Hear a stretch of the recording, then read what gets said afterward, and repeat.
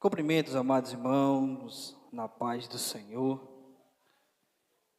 É motivo de alegria, né? Como das outras vezes, sempre pela oportunidade de nós estarmos aqui na casa do Senhor para fazer aquilo que a nós é colocado, né? Nós se colocamos à disposição sempre para servir a Deus de qualquer forma, mas não de qualquer jeito, né? Nós estamos para servir a Deus de qualquer forma, independentemente de aonde nós vamos estar, mas nunca de qualquer jeito. Nós devemos fazer sempre o nosso melhor. Pode não ser até o melhor para outras pessoas, mas tem que ser o nosso melhor em o nome de Jesus. Estou muito feliz, me sinto muito honrado e também muito nervoso para poder ter tido essa honra de ministrar a palavra do Senhor, essa doutrina. Então, nós vamos meditar na palavra do Senhor. Pregar a palavra, já estava até ficando mais acostumado, né? Ministrar a palavra, pregando, mas ensinando de forma doutrinária, me deixou meio tremendo, viu? Falei como o diácono Sérgio a outra vez, ele disse que estava todo se tremendo. Hoje eu estou percebendo o quanto ele estava tremendo naquele dia, em o nome de Jesus.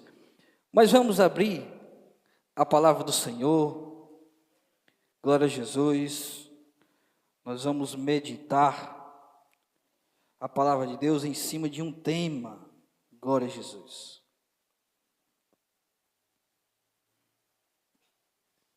Vamos meditar em cima de um tema. Abra em Mateus, capítulo 22.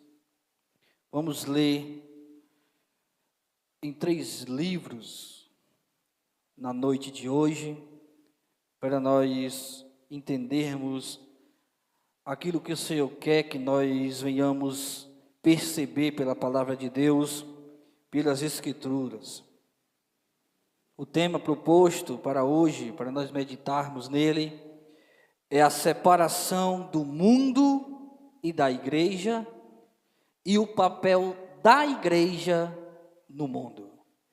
Então é em cima desse tema que nós vamos meditar, e como base nós vamos encontrar 3 textos da palavra de Deus em o nome do Senhor. Mateus capítulo 22, versículo 20 e 21. É a primeira parte, nós vamos fazer a leitura, logo após passarei os outros, amém? Quem encontrou, diga amém. Glória a Jesus. Diz assim a palavra de Deus: e ele disse-lhe, ele aqui no caso Jesus, de quem é esta esfinge e esta inscrição? Disseram-lhe eles, de César. Então ele lhes disse: dai, pois, a César o que é de César, e a Deus o que é de Deus. Agora você vai para Efésios, capítulo 5, glória a Jesus. Efésios, capítulo 5 e o versículo 11. Efésios, capítulo 5 e versículo 11. Glória a Jesus. Podeis procurar com calma. Temos tempo, né? Deram mais de 1 hora, então temos tempo. Podeis procurar com calma em o nome do Senhor Jesus. Efésios capítulo 5 e o versículo 11. Glória a Jesus. Amém? Diz assim a palavra do Senhor: e não comuniqueis com as obras infrutuosas das trevas, mas antes condenai-as. Vou repetir: e não comuniqueis com as obras infrutuosas das trevas, mas antes condenai-a. Agora vá para Romanos capítulo 12. Glória a Jesus. Romanos capítulo 12 e apenas o versículo 2. Carta de Paulo aos Romanos, capítulo 12 e apenas o versículo 2.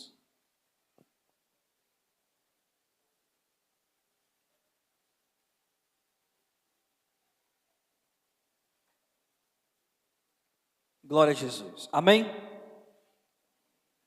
Diz assim a palavra de Deus: E não vos conformeis com este mundo, mas transformai-vos pela renovação do vosso entendimento, para que experimenteis qual seja a boa, agradável e perfeita vontade de Deus. Podeis assentar em o nome de Jesus.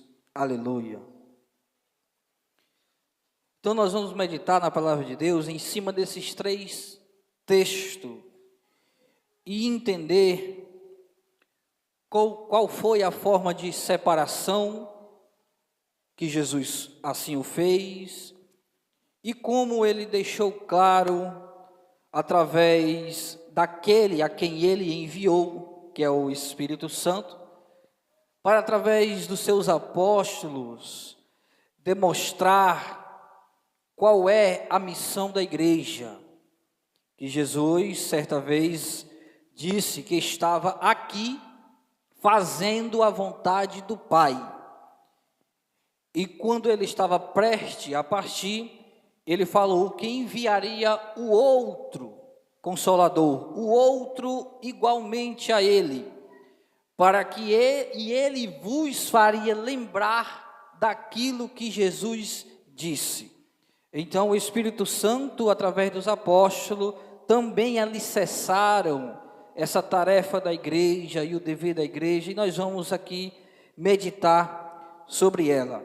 Escolhi três partes, três versículos em três livros diferentes, para que nós venhamos entender esta base.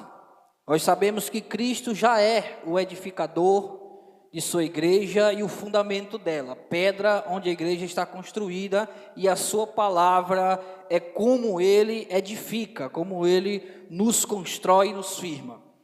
Mas a mensagem de hoje, a doutrina de hoje, ela está fundamentada em um tripé.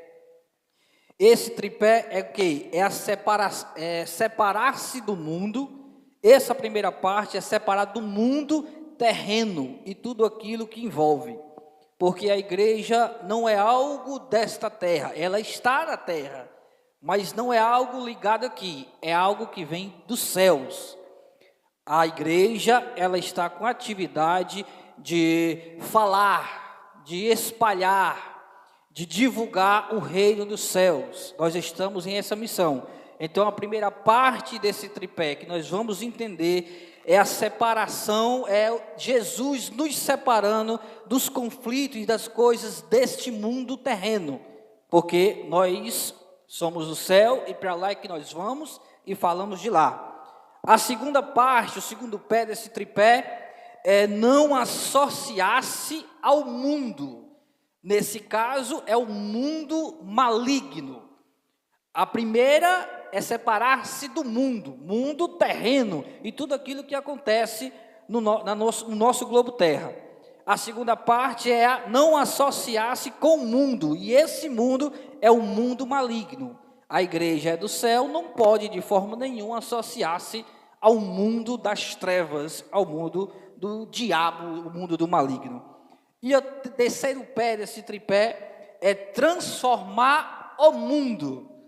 São três mundos aqui, que é a mesma palavra, mas três mundos diferentes. Primeiro mundo, o mundo terreno. Segundo mundo, o mundo maligno. E o terceiro mundo é o mundo pessoas, seres humanos. Transformar o mundo, ou seja, transformar as pessoas com aquilo que vem dos céus. Então, o texto, a meditação, essa doutrina está em cima desse tripé, a atividade da igreja quando Cristo os separa e quando Cristo dá um papel, os envia é para esse tripé. Em cima desse tripé nós vamos meditar.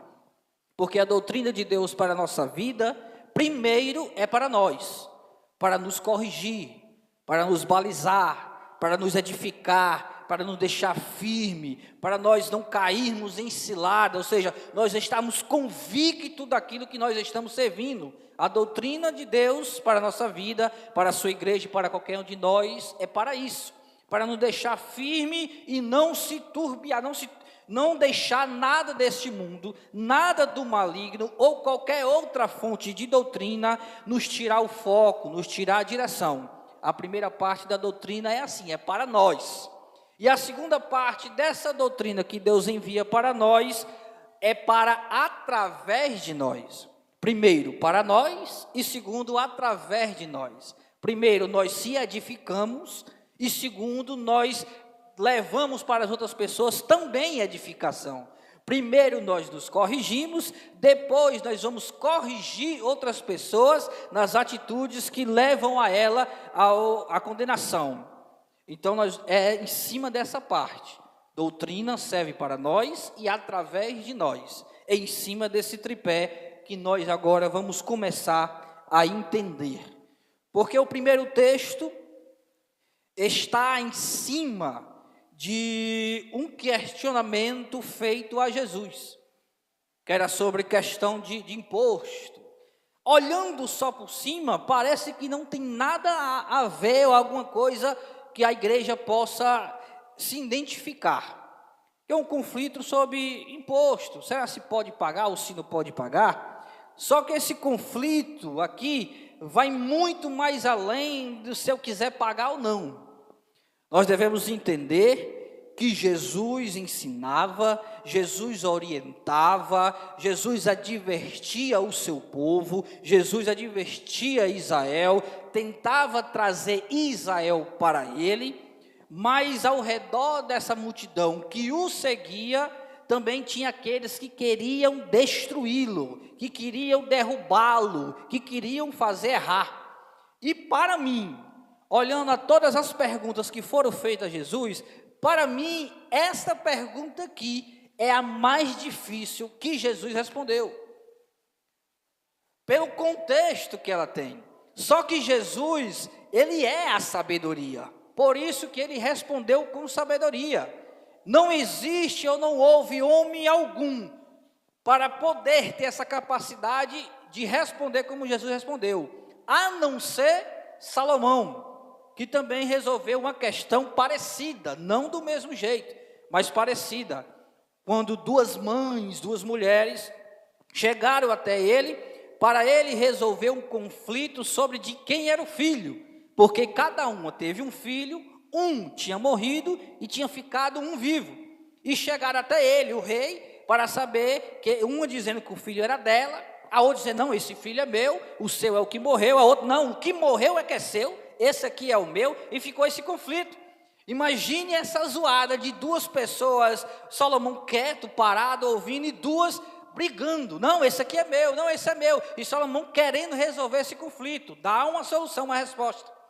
Mas aí, quando está nesse embate, nessa confusão, Salomão, claro, homem cheio de sabedoria, não humana, mas que veio dos céus, semelhante à sabedoria que é o próprio Cristo, estava nele uma sabedoria para governar, não porque, claro, porque Deus foi gracioso na sua vida, mas por causa da forma que ele pediu essa sabedoria, não para ele se encher de riqueza, não para ele ser um rei, não, ele pediu sabedoria para governar o povo de Deus, não é porque eu sou rei e eu quero ter sabedoria, não.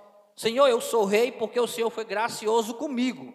Essa é a oração de Salomão. Então me dá sabedoria, porque o povo não é meu, o povo é teu, me dê sabedoria para governar o seu povo. Por isso que Deus deu sabedoria, e acima disso, é o testemunho de Deus, por você não ter pedido riqueza, eu também vou acrescentar riqueza para você, porque você pediu sabedoria. E nessa hora desse conflito, qual foi a decisão dele?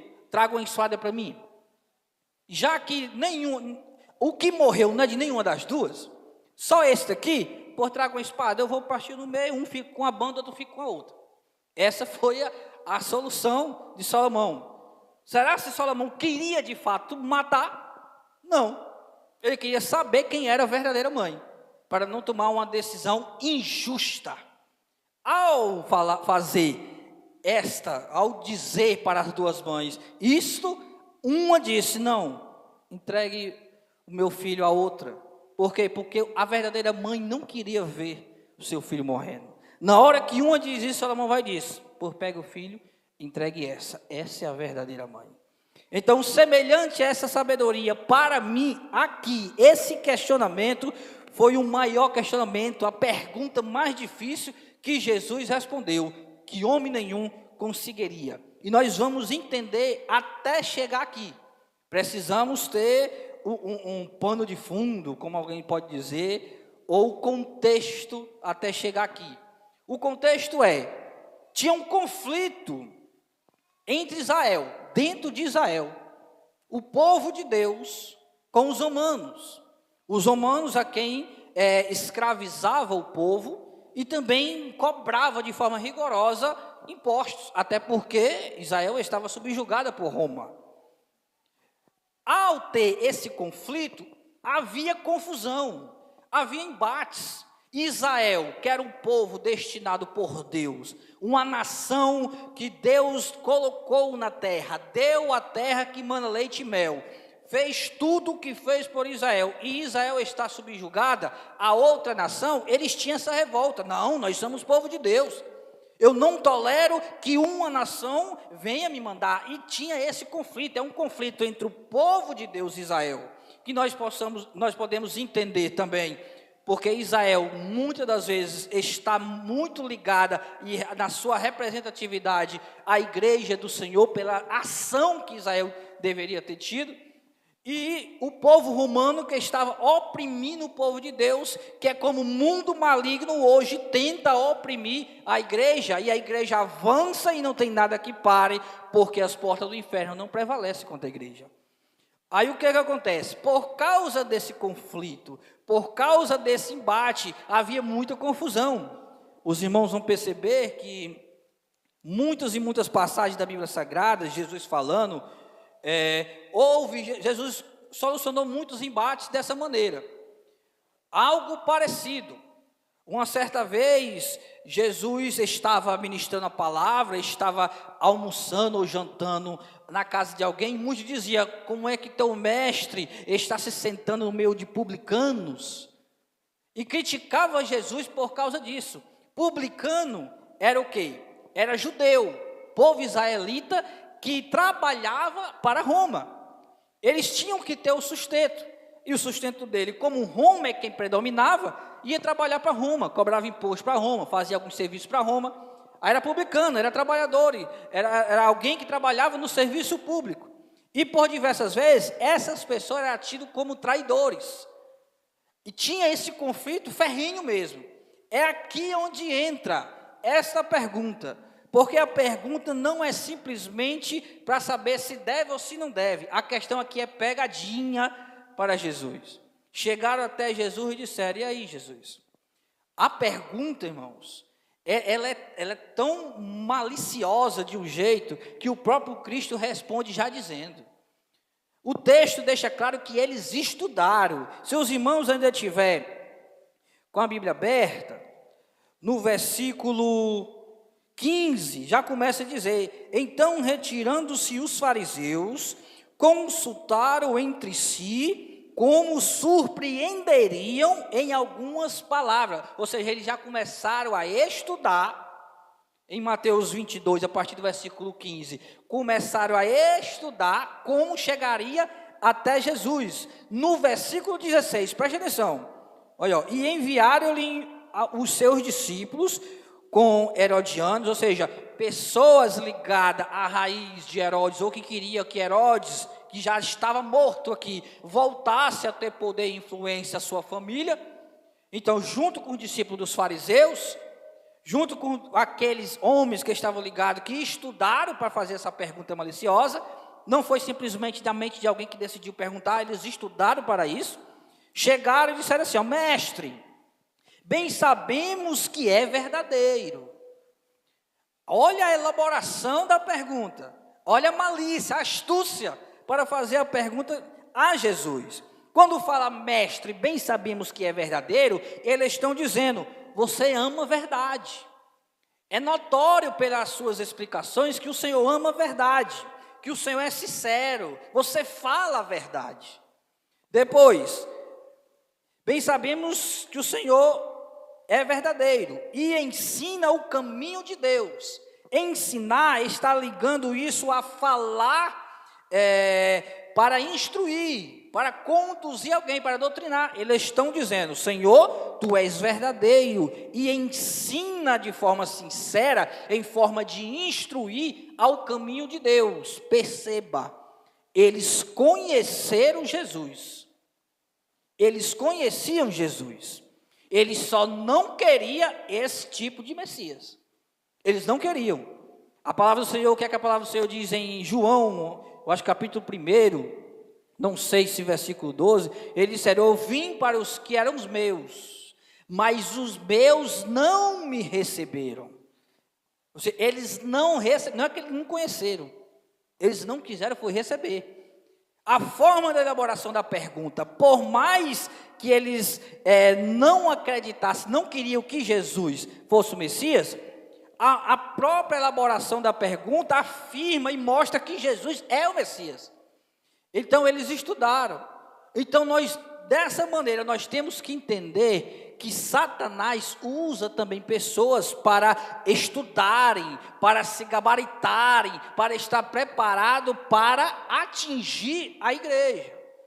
Nós sabemos que existe homens usados por Deus, mas também existe homens usados pelo diabo, por Satanás.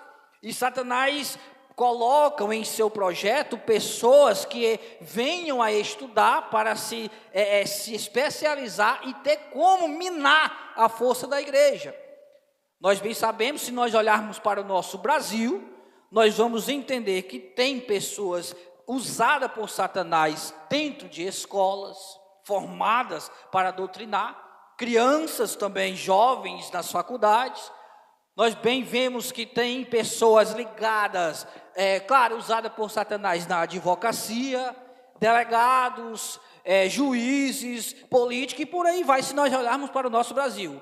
Pessoas usadas por Satanás e se especializaram para assim ser utilizadas lá, onde eles foram. Aqui pessoas se estudaram, perguntaram, para chegar a elaborar de forma astuciosa uma pergunta a Jesus. Ao perguntar a Jesus, Jesus reconhece a pergunta. E ele mesmo diz, no versículo 18, Jesus, porém, conhecendo a sua malícia, disse, por que me experimentais, hipócritas? A pergunta foi bem elaborada. Só Jesus poderia responder. A intenção deles era levar Jesus ou contra o seu povo ou contra Roma. E aí, Jesus, o que é que você vai me responder? Será se você vai dizer que deve pagar imposto e ser contrário ao seu povo que o Senhor escolheu? Será se você vai ficar contra aquele povo que você formou, desde quando chamou Abraão, lá de fora, que prometeu, o seu pai, que você diz que é filho de Deus, você vai ficar contra eles?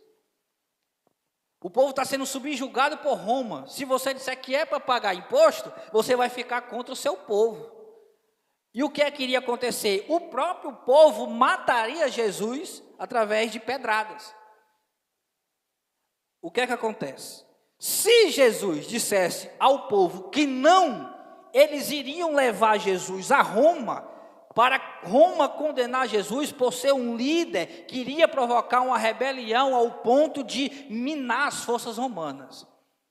Ou seja, é aquele ditado que nós temos: se correr, o bicho pega, se ficar, o bicho come. Jesus não teria saída, homem nenhum teria, mas como ele é a própria sabedoria, ele percebeu a astúcia e disse: traga uma moeda aí. Traga uma moeda para mim, por favor. E alguém trouxe a moeda para ele. Ao chegar a moeda, ele pegou a moeda e perguntou: de quem é essa cara aqui? De quem é esse rosto que está aqui na moeda? Aí disseram, é de César.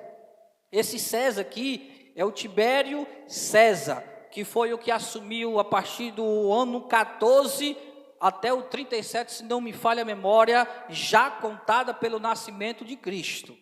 Quando Cristo nasceu, Lucas, capítulo 2, o versículo 1, eu acho, 1 ou 2, vai dizer o nome do Augusto César, que era o imperador quando Jesus nasceu. Ele até convoca todo o povo para um alistamento, para saber a quantidade de pessoas, outras servirem, o exército ou alguma coisa, ele convoca. Por isso que Maria veio grávida e Jesus nasceu numa estrebaria, porque não tinha mais local para estar, porque Israel, aquela área ali em Belém, estava lotada, estava cheia de gente.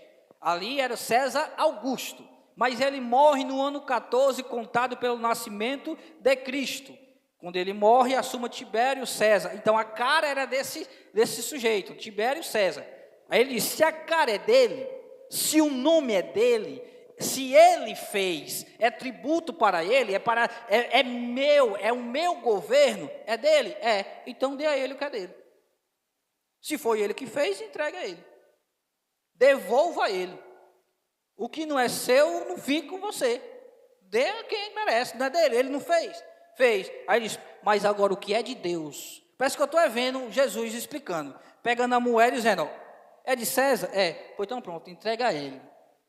Mas o que é de Deus, parece que eu estou vendo Jesus apontando, mas o que é dele, não dê também a ninguém não, entrega a ele. Aqui eu vejo uma separação, Jesus olhando para toda a multidão dizendo, a minha igreja, aquilo que eu estou formando, não é para ter essas confusãozinha besta, não. Confusãozinha terrena, algo daqui da terra, porque a Bíblia deixa bem claro que a sua igreja não tem cidade aqui permanente, mas almeja a futura, ou seja, não é algo daqui. Lembre-se, é um tripé. 1, separação. 2, não se associar ao mundo maligno. E o terceiro, transformar o mundo pessoas. É um tripé, nós estamos no primeiro. Então, o primeiro é não se associar a algo terreno, é coisa passageira, é algo daqui, vocês vão perder tempo com isso. A minha igreja não está a perder tempo com algo perecível. Ele até diz, não ajunteis tesouro na terra, porque aqui a traça e o ferrugem vai corroer. Mas ajuntai tesouro no céu, porque lá nada vai destruir. Lá não entra pecado algum, lá não tem traça, não tem ferrugem, não tem nada. Então, ajunte tesouro no céu. Essa primeira parte, Jesus separa. A atividade de sua igreja não é dentro desse conflito. A atividade da sua igreja não é para fixar aqui. Israel, ao seu primeiro momento, queria ficar preso. Até a sua igreja, quando iniciou, queria ficar só lá dentro. Foi preciso ele mandar uma perseguição para se espalhar pelo mundo. Esse é o primeiro pé. Segundo, no livro na carta aos Efésios, glória a Jesus, capítulo 5, versículo 11, que diz, não se comuniqueis com as obras infrutuosas das trevas, mas antes condenai-a. Esse comuniquei está dizendo que se associar, comunicar, conversar, eu estar sócio a ela. Não associeis com as obras infrutuosas das trevas. É um alerta. Segundo pé, antes, porém, condenai-as. A igreja não pode se associar como essência. A mensagem da igreja não é terrena, é do céu. Mas antes, condenai-a aquilo que o terreno está sendo influenciado pelo maligno. Segundo o tripé, é condenar aquele mundo pelo maligno, não se associar àquilo que o maligno a domina. Lembre-se, Satanás, ele também usa e capacita pessoas para assim destruírem outras. Forma pessoas, tem um tempo, ele tem uma forma, um modus operandi de agir. Então, o segundo tripé, o texto está alertando, através de Paulo escrevendo a Efésios, ao povo em Éfeso. Ele está dizendo, não se associeis, não comuniqueis com as obras infrutuosas das trevas, antes, porém, condenai-a. Como é que a igreja do Senhor vai combater algo se ela não condena aquilo? Isso está intrínseco na pessoa de Deus. A palavra do Senhor diz que Ele ama o pecador, o ser humano, o indivíduo, mas Ele abomina, Ele aborrece o pecado. Só temos como combater algo se nós aborrecer, se nós condenar. Ninguém vai lutar contra algo que você não condena. Então, o segundo tripé, o segundo pé da igreja dentro desse tripé é condenar as obras de Satanás. A igreja não pode ficar calada quando Satanás está agindo em qualquer área. Só para nós entendermos aqui, eu estou falando do tripé da igreja. Eu não estou falando de outra coisa além disso. Mas só para nós entender que o Espírito que Ele enviou é para nos fazer lembrar daquilo que Ele disse, o próprio Espírito também nos alerta a muitas coisas. Há muitas ciladas na caminhada, no meu trajeto como crente, como servo de Deus. O Espírito me alerta quando há cilada do inimigo ali, quando há algo para me prejudicar. Muitas vezes em sonho, Ele também nos alerta a muitas coisas. O Espírito de Deus está em essa atividade constante. Eu não estou falando de nada além daquilo que é função, é dever da igreja, orientação para a igreja. Mas nós olhando para o nosso Brasil, nós já percebemos que o Espírito nos mostra onde está sendo a ação do diabo. Sem eu dizer nada, sem eu mencionar outra coisa. O Espírito já nos mostra na mente aonde é que está sendo a ação do diabo contra a sua igreja, nas formas ideológicas, no mundo em que vivemos. Então, só para os irmãos entender, o Espírito ele tem essa tarefa, e ele nos mostra aonde é que está esta ação para não se comunicar com as obras frutuosas das trevas. O mundo tem os seus hábitos, os hábitos do mundo vai virar costumes, esses costumes viram cultura no meio da sociedade, e forma essa sociedade, pelos hábitos, que vira costume, é costumeiro, você faz sem nem saber, vira a cultura dentro da sociedade, formando ela. Isso aqui é um estudo até sobre missão, para nós que vamos fazer missão, entender como chegar a certas pessoas.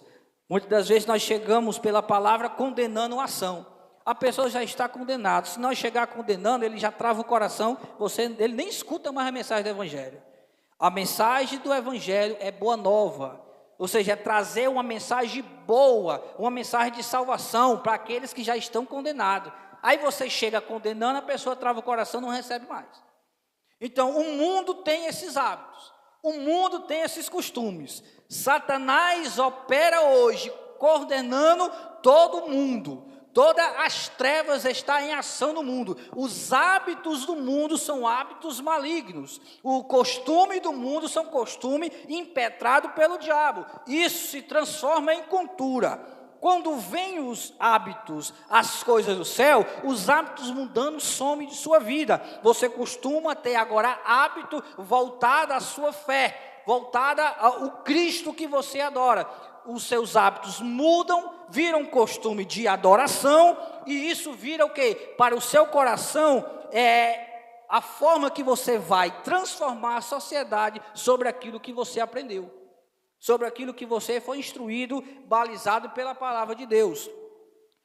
Nós não devemos se associar, porque aquilo que vem do céu, que entra em nosso coração, é o que vai nos fazer chegar lá, e fazer essas pessoas enxergarem e abandonar esses costumes que levam ao inferno, para ter hábitos, para ter costumes, para ter, vamos dizer assim, a cultura dos céus vivendo em nossa vida, estando ativo em nossas vidas.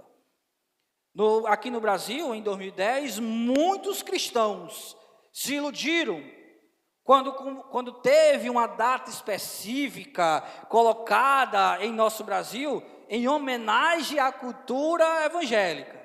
Muitos cristãos, agora tem uma cultura evangélica, nós estamos homenageados. Mas, na verdade, essa cultura evangélica foi uma forma de rebaixar os próprios cristãos. porque trouxe a pregação do Evangelho e tudo isso que é dos céus, a palavra, a doutrina, o ensino, condenar o erro, e igualou até com macumbaria, igualou com feitiçaria, foi igualar com os outros costumes. Ou seja, se é cultura, nós já estamos associados com cultura, vamos dizer, da dança, que eles dizem como uma luta, né, como um esporte, que é a capoeira, que é uma dança de invocação de Deus. Se os irmãos forem pesquisar, vocês vão ver que a música invoca Deus. Tem uns nomes lá dos demônios, que eles adoram, que eles invocam. Então, eles pegaram aquilo que é dos céus, aquilo que Jesus deixou bem separado, algo superior, e iguala no mesmo patamar. Quando coloca o Evangelho, quando coloca as boas novas comparada até algo das práticas das trevas. Então aí nós vemos, não foi nada de benefício para o cristão, mas foi a forma de envergonhar os cristãos e introduzir até mesmo nos colégios aquilo que é maligno também, porque entra como cultura. E olha que a pregação do Evangelho é difícil e ter essa liberação. Eles até condenam, que quiseram tirar imagem de Cristo crucificado, não pode pregar a Bíblia Sagrada. Tem local que é proibido essas coisas, para não associar o Evangelho, mas as outras coisas são ensinadas. O que é que acontece? Essa parte do tripé é para gerar em nós justamente isso, para nós condenarmos a prática maligna em cima do ser humano. E não se associar, porque nós estamos um patamar elevado. Nós não é algo que nós aprendemos, que nós ensinamos, não é algo desta terra, é algo dos céus. Não é algo prática que nos vai condenar, é algo que vai nos salvar. Nós já fomos agraciados por esse ensino. Agora nós vamos para a terceira parte desse tripé, que é Romanos 12 e o versículo 2. Romanos 12, versículo 2, que diz: não vos conformeis com este mundo. A primeira parte, Jesus deixa bem claro que a igreja não pode entrar em conflito, algo terreno, se a igreja é sobrenatural. A igreja está acima de todo tipo de conflito. A segunda parte, não vos associei, mas condenai-a. Mas tem pessoas que mesmo condenando, estão conformados com as coisas que estão acontecendo. Estão achando bom, estão tranquilos, não chegando até mim, não chegando até meus filhos, está tudo em paz. Tem pessoas que até dizem, não, mas a Bíblia diz que as coisas vão piorar mesmo, então o que é que nós vamos fazer? Até parece que Jesus não deixou a igreja na terra para ser sal dela, na terra, para ser luz nessa terra. Parece que a igreja está perdendo o seu brilho, porque nós estamos conformados. Pode até não estar associado, mas estamos se conformando. O que é que o texto diz? Não vos conformeis com esse mundo, mas transformai-vos pela renovação do vosso entendimento, para que experimenteis. Irmãos, isso aqui é algo tremendo. Preste atenção nisso aqui. Se você já foi transformado. Segundo a Bíblia, você já foi separado desse mundo.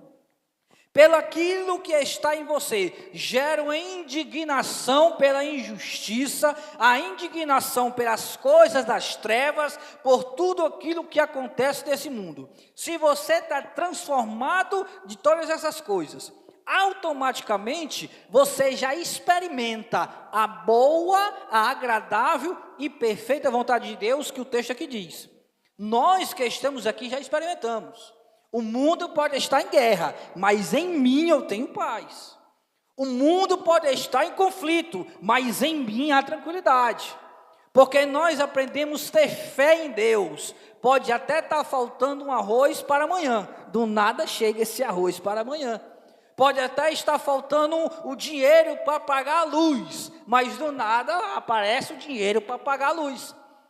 Por quê? Porque a boa, a perfeita, a agradável vontade de Deus vai acontecer na vida daqueles que estão transformados pela palavra. Então esse texto não está ligado à boa vontade agradável para nós já vivemos isso. Vamos ler de forma bem paulatinamente, bem lenta, para os irmãos perceberem no texto. E não vos conformeis com este mundo. O texto está falando para nós do mundo. Mas transformai-vos, o quê? O mundo, as pessoas que lá estão. Está falando para nós, mas para o mundo, para nós entendermos o mundo.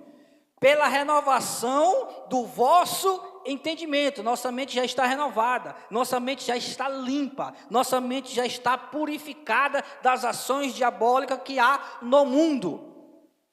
Então, se nós temos que transformar, deixa eu botar o celular aqui porque o vento está carregando. Se nós estamos aqui para transformar este mundo que já está em trevas, que nós não estamos associados, que nós devemos condenar, a Bíblia Sagrada diz que nós devemos ir a este mundo. O mundo não é o mundo das trevas, o mundo pessoa. Nesse texto está referindo o mundo pessoas. Não conformeis com o mundo, a prática maligna, mas transformai-os. Aqui está como se tivesse um mundo, esse mundo aqui, pessoas. Transformai-o as pessoas que lá nesse mundo maligno estão, pela renovação que já há em sua mente, para que experimenteis. Entre o para que e o experimenteis está uma conjugação da segunda pessoa do plural, do chamado vós.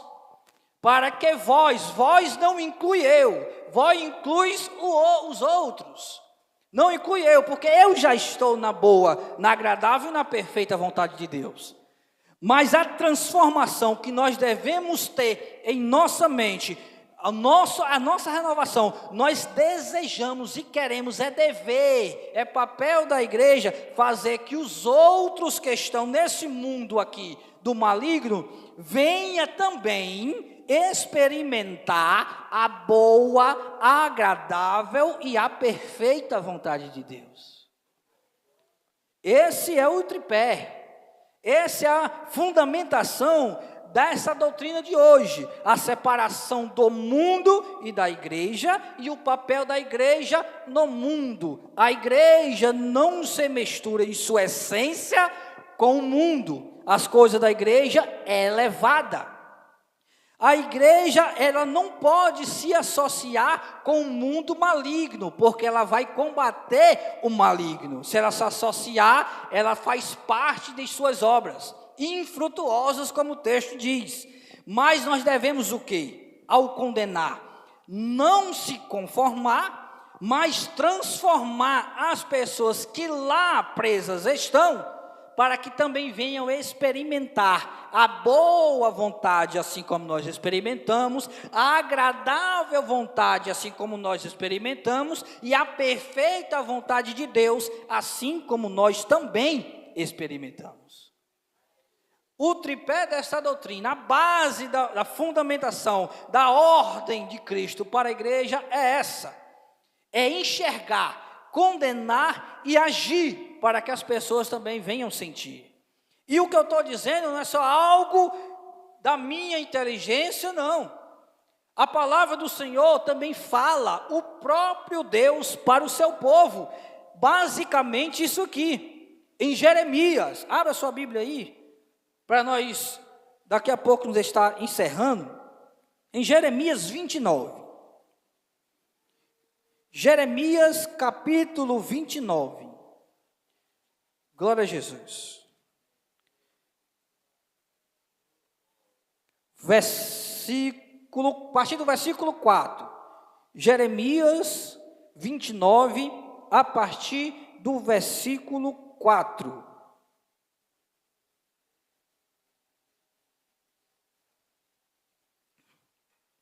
Amém?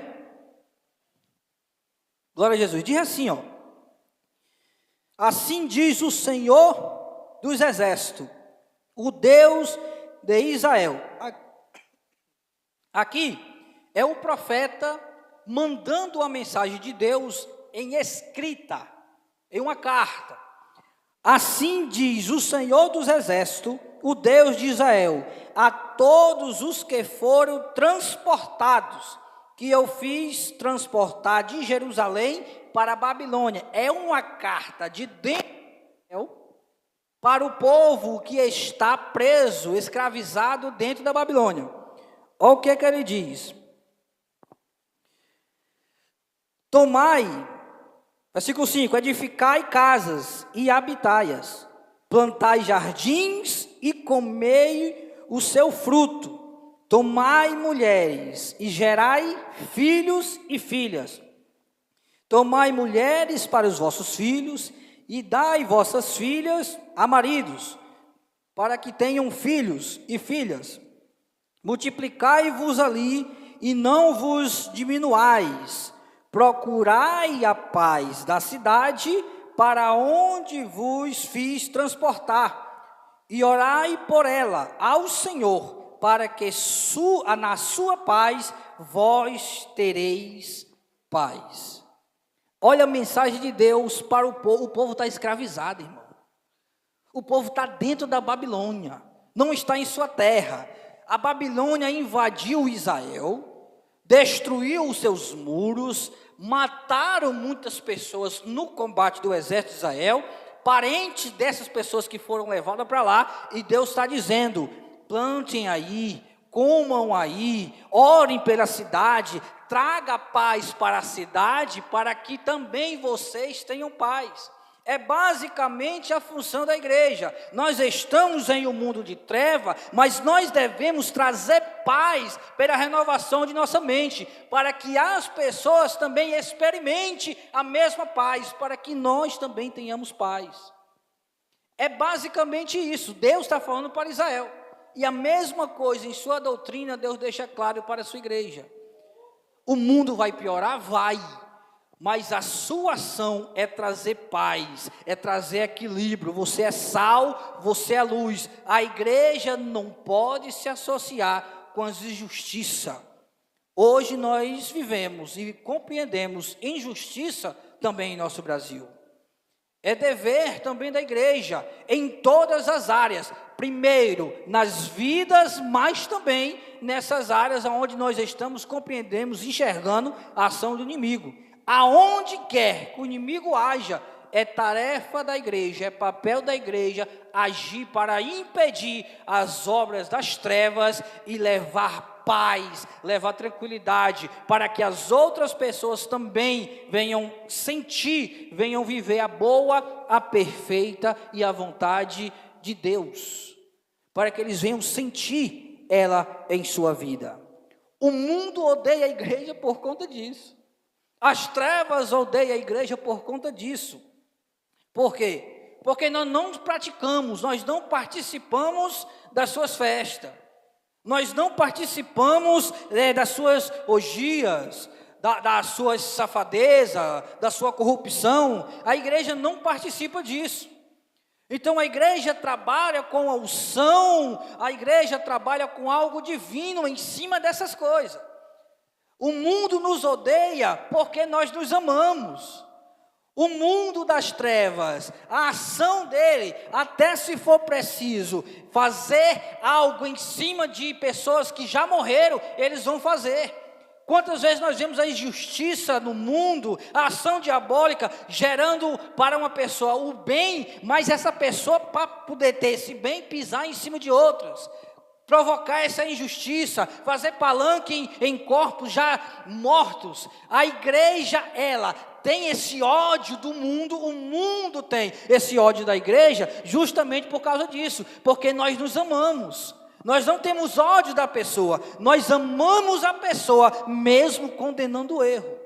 Nós queremos que a pessoa venha a se arrepender, nós queremos que a pessoa venha se converter, nós queremos que a pessoa venha a corrigir como nós se corrigimos, porque nós o amamos. Se nós pregamos a palavra para quem está fora, é porque nós amamos ela. E o mundo nos odeia por causa disso. Porque a verdade, que é Cristo, a sua essência, a sua doutrina, ela liberta as pessoas do aprisionamento. Então, esse é a base da igreja, o papel da igreja, em cima desse tripé. A igreja nunca foi e nunca esteve associada ao maligno. Sempre esteve separado em outro patamar, mas é preciso ter sabedoria. Nós somos uma igreja, irmão, se não me engane, só a Assembleia de Deus, de 114 anos, se não me falha a memória.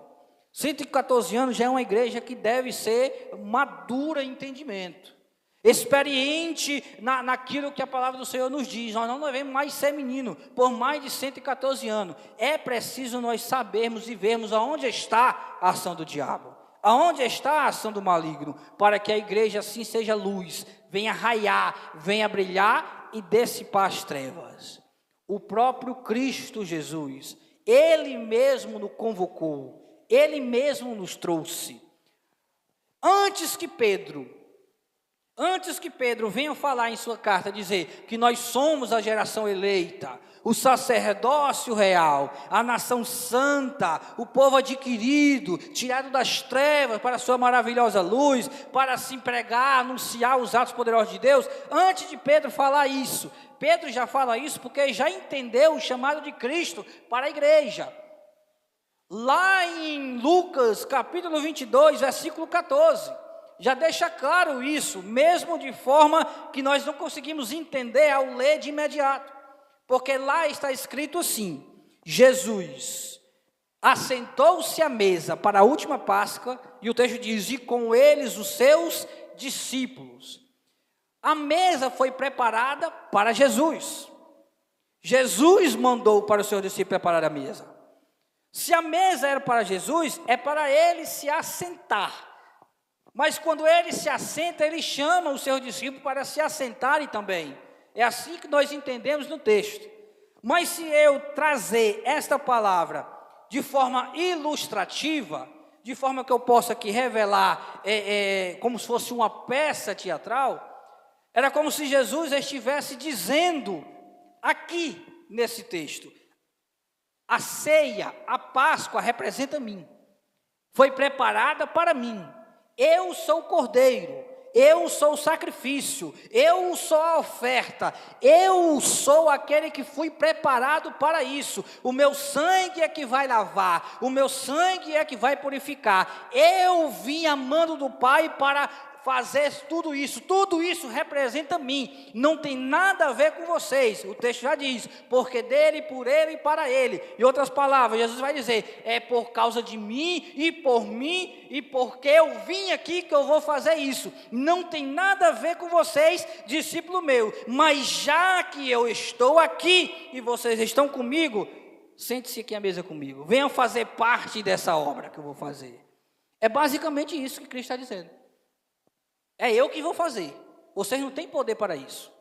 Mas já que eu estou aqui, sente, venha fazer parte dessa obra, porque eu vou partir e vocês vão fazer, vão transformar esse mundo, vocês vão ministrar essa palavra.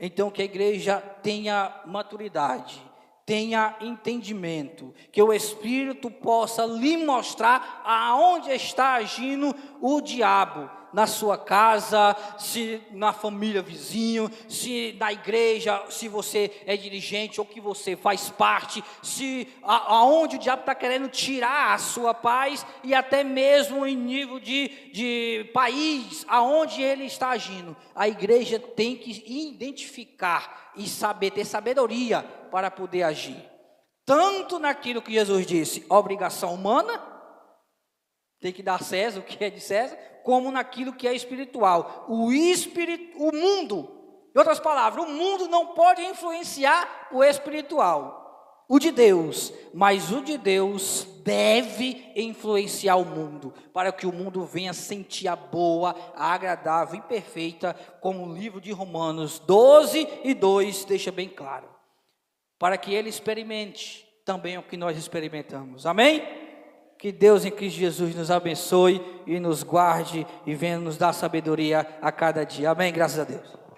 Oh, glórias, aleluia. Irmão, guarde a palavra. Eu não vou pregar, não, irmão. Só 2 versículos aqui de João para completar aqui o que ele falou sobre o mundo. Nós estamos no mundo, mas não somos do mundo. Olha o que Jesus diz aqui, quando ele faz a oração pelos discípulos, capítulo 17, verso 14, dei-lhe a tua palavra e o mundo os odiou. O mundo nos odiou porque nós recebemos a palavra do Senhor. Porque não são do mundo, assim como eu não sou do mundo. Não peço que eu os tire do mundo, mas que eu os livre do mal.